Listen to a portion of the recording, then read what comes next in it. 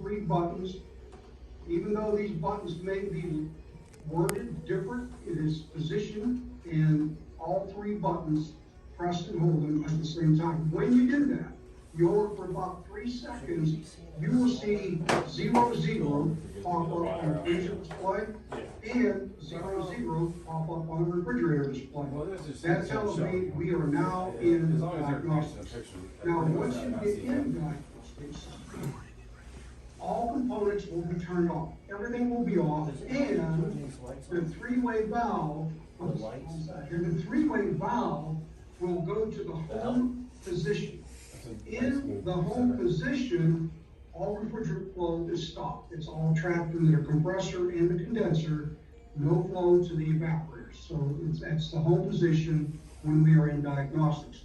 Now, when we're in diagnostics, and I'll show you on a couple slides here, we have about 100 different things. I think it's actually 99 different tests that we can test on this refrigerator, be it fan motors, heaters, anything. Thermistors, we can test a lot. So let's picture this being 99. Whereas let's say 37. Now let's say this is step 37. The quickest way to get to step 37, if I press this arrow right here, up arrow, I can advance this digit in increments of 10, 20, 30, 40. So right now I just press it 3 times and I would advance to 30. Then if I want to go to 7, press this arrow and it advances in increments of 1, 2, 3, 4, 5, 6, 7. That puts me in step 37. Press the light button or press whatever button you want here, press that, and it will activate that particular test that you're testing. If at any time I want to exit diagnostics, it's always step 16. So I would make this go back, press the down arrow, go backwards to step 16, and press the light button, and I would exit diagnostics. Make sense?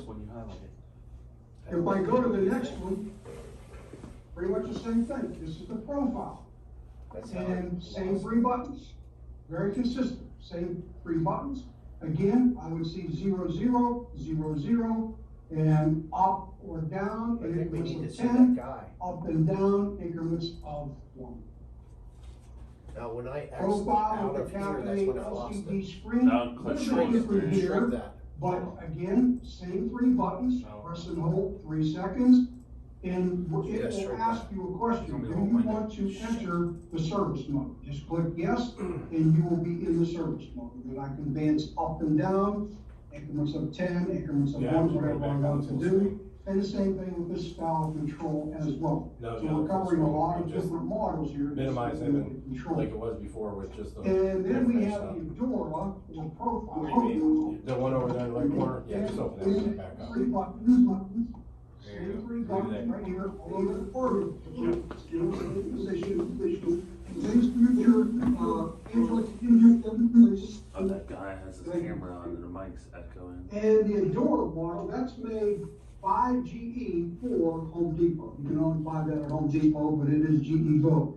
Again, same 3 buttons, all the same. Now the service manual on this, or the mini manual, as we call it, mini manual, is located on the top. So right here, you're looking at the top of this refrigerator here. You're looking at the very top, and take out these 5 screws, 1, 2, 3, 4, 5, take out the 5 screws, flip this panel over, and the tech sheet is right here, mini manual we call it. Now that mini manual is somewhat confusing. Now, one of the next few slides, you're not going to be able to read what's on there, but I'm going to share some basic points with you. So it's 4 pages, actually 2 papers, but filled front and back. But not all of that you will use on every refrigerator. Let me explain.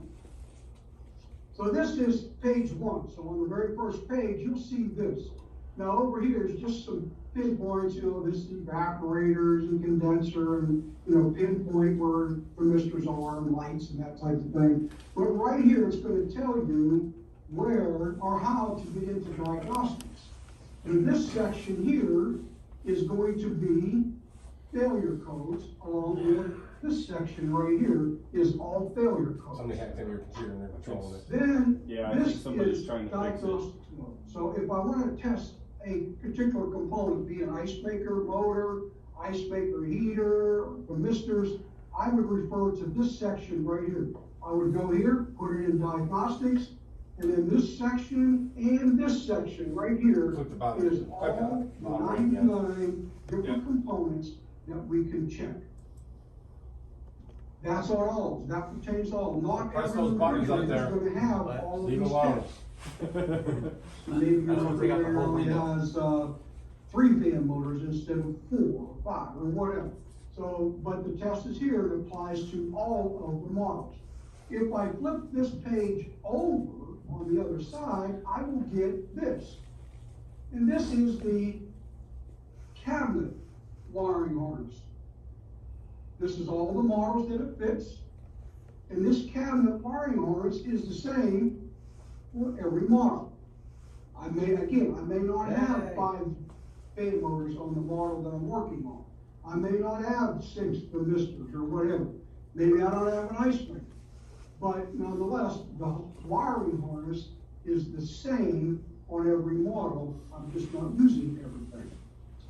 Now I go to the next page, and now it's broken down by doors. The left-hand refrigerator door, if I have this model right here, if I have this door, then I would use this section of the diagram with the cabinet harness right here. If I have this door, which is the low end of the line here, no dispenser, nothing, three-plane unit here, if I have that one, then I would use that section, that door, with this cabinet harness. And the same thing, if I have the cafe built, this is with the coffee maker, all that, hot water dispenser, all that, I would use this door with the cabinet. Or if I have this door, I would use this section with the cabinet wiring harness. That makes sense? I hope so. Good. Now, here are just a sampling of the test modes. So for instance, if I want to check the fresh food thermistor test, again, this is fresh food 1, assuming that in some cases it could be 2, but this is fresh food 1. And I would go to step 24 in the diagnostics. Again, press the left-hand arrow, I would change this digit in increments of 10. And in the right-hand arrows, I would change this digit in increments of 1. So step 24, I'm checking the thermistor, and then I can hit this light button or any button down there, and I would activate that test. And the same thing with all these deli pan, ambient thermistors, fan motor tests, all of those. Again, there's like 99 different tests, different things that I can check. Let's talk a little bit about ice makers. Ice maker number 1. So we have 4 different ice makers basically we'll talk about. Well, there are 3 different ones, but you'll see. We'll talk about our 600 ice maker. So the first ice maker we'll speak of is this particular unit. It is self-contained. It does not rely on main board, door board, no control boards. It's all built within the head of this ice maker. So in order to make this unit run, I simply turn on the power switch right here, and a green light is going to come on and tell me that it's on.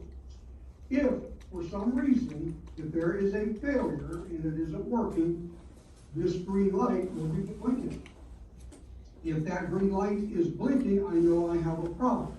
This rate, that means that when I went into harvest, I was not able to complete that harvest within 30 minutes.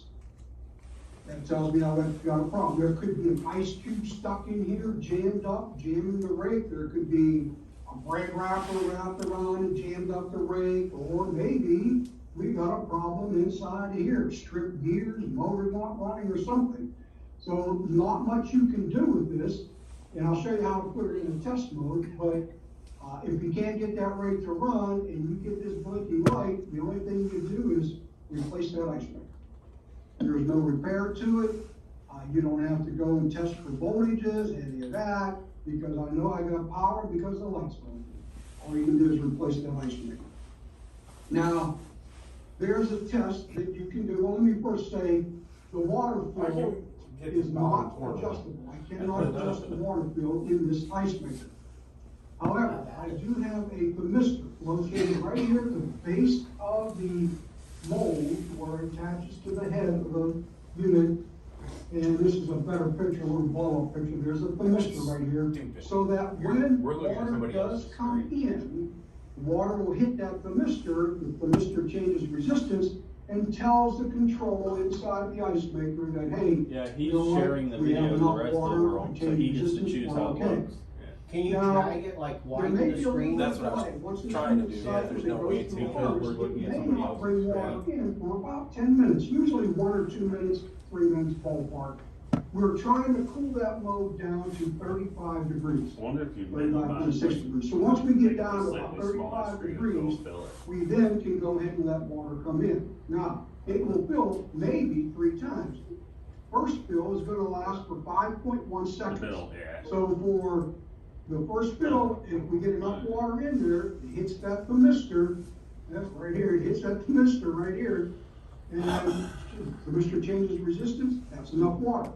But if we didn't bring in enough water because you have RO system or the screen on the water valve's clogged up or something of that nature, it will go and Just try to type a fill message second in there. time for Quit 2.5 with the seconds. split screen shit, make it If full that's screen. enough, okay, if not, then we will Well, try. we're not- those to works go exactly. For 2.4 seconds. You can always fix Agree, other people's but if you can screens. see how if we're you always need trying them. to make sure that that thermistor senses just water in names. there and, lets the controller know that, there is, enough water in the unit. He said no. We can test this. In order to enter a test mode, I first need to turn the power off. Once I turn the power off, the green light will go out, of course, and then I turn the power back Make sure you on. leave some feedback. And then within 15 seconds, I need to push this arm in and release it, in and release, in and release. I need to do that 3 times within 15 seconds. Don't go too fast, don't go too slow. Just very gently, in and out, in and out. So what I'm actually doing there is I'm activating a reed switch. So right here is going to be a little magnet. So with the arm in, you're not making any contact. But when I release it, the arm is out, the magnet's hitting the switch and closing the reed switch, and therefore now I know that I'm activating that switch. So in and out 3 times. That lets me know that I'm in my process. Go ahead and I can rotate the ring. Angela, can you come please? Thank you. It'll go ahead and rotate the ring. Now, it goes pretty slow, so just be patient and it will cycle through. And then we have ice maker number 2. So take a look.